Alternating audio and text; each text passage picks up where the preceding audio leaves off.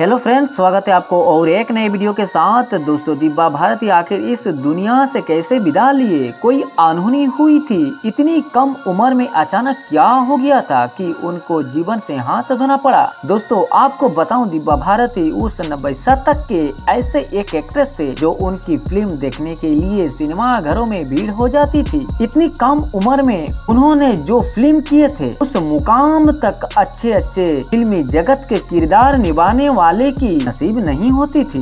दोस्तों, दिव्या भारती का जन्म हुआ था 25 फरवरी 1974 को मुंबई शहर में। पिताजी का नाम था ओम प्रकाश भारती और माताजी का नाम था मीता भारती। दोस्तों, आप ये जानकर शायद चौंक जाएंगे कि दिव्या भारती 9वीं कक्षा तक पढ़ी लिखी हैं। इसके बावजूद भी वो अच्छी हिंदी और इंग्लिश बोल लेती हैं। शायद कम उम्र में फिल्म में काम करना शुरू करने की वजह से पढ़ाई से मुंह मोड़ लिए थे। दोस्तों, आपको बताऊं कि उनकी पहली फिल्म आई विश्वात्मा, जिसे लोगों ने बहुत प्यार दिए थे।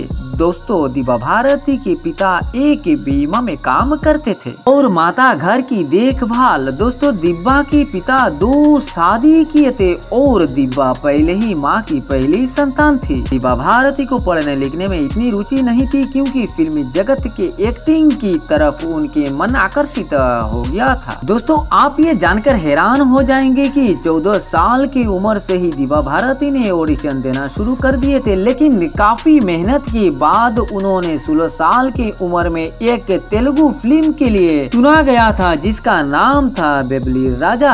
दोस्तों, दिव्या भारती ने फिल्म में एक्टिंग करने की तमन्ना मन में लेकर हिंदी में छोटे छोटे कई रोल किए, लेकिन उनका ख्वाहिश पूरा नहीं हुआ। वो चाहते थे हिंदी के किसी हीरो के साथ फिल्म में किरदार निभाए और कुछ ही दिनों के अंदर सनी देओल के विश्वात्मा फिल्म में हीरोइन के रूप में ये मौका भी मिल गई। और इस फिल्म में दिव्या भारती ने अपना जलवा दिखाकर सारे दर्शक के मन जीत लिए थे और उस फिल्म के गाने भी पूरे हिट हो गए। उस फिल्म के कुछ ऐसे भी गाने आज भी जब बजती है तो लोगों को दिव्या भारती याद आ जाती है, क्योंकि दोस्तों उस गाने में दिव्या भारती जमकर डांस किए थे। जैसे इस फिल्म की एक गाने है, 7 समुंदर पार में तेरे पीछे पीछे आ गई। दोस्तों, आपको बताऊं कि फिल्म के बाद हिंदी फिल्मी जगत में दिव्या भारती को कई बड़े बड़े फिल्म के ऑफर आए और वो कुछ ही दिनों में फिल्मी जगत में अपना जलवा दिखाकर सारे दर्शक की मन जीत लिए थे। दोस्तों, उसके बाद फिल्मी प्रोड्यूसर साजिद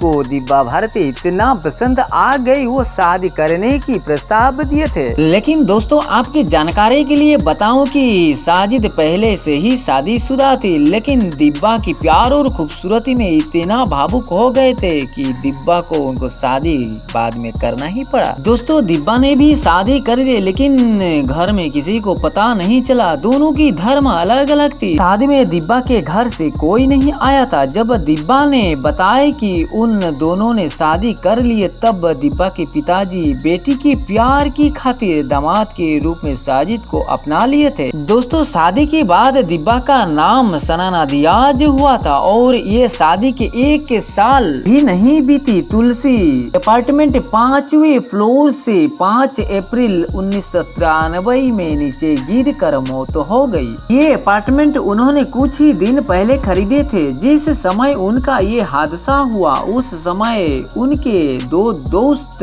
घर में मौजूद भी थे और किचन में उनके बचपन से रहने वाली एक महिला खाना पका रही थी। घर में जमकर पार्टी चल रही थी। दिव्या बातों बातों में नशा के मारे किचन घर की शीशे वाली खिड़की पर बैठ गई, जिससे कोई ग्रिल नहीं थी, और अचानक सिर के बल नीचे की तरफ झुकी और नीचे गिर गई। हादसा के बाद तुरंत हॉस्पिटल में दिव्या को ले जाया गया, लेकिन कुछ फायदा नहीं हुआ। दिव्या को मौत हो गई। दोस्तों, आपको ये बताऊं कि जब ये हादसा हुआ तब उनका उम्र 19 साल की थी। दिव्या के मौत के बाद उनके पति पर काफी आरोप उठना शुरू हो गया। दिया था। अचानक हादसे से सबके गंभीर सोच में डाल दिए थे। लेकिन कुछ लोग कहते थे दिब्बा और उसके पति में बनती नहीं थी, हमेशा झगड़ा होती थी और दिब्बा ने नशे करना भी शुरू कर दिया था। दोस्तों आपको ये भी बताऊं कि हादसे के 5 साल बाद नोटिस आया कि दिब्बा की मौत ऊपर से गिरने के वजह से हुई, लेकिन आत्महत्या है या किसी के द्वारा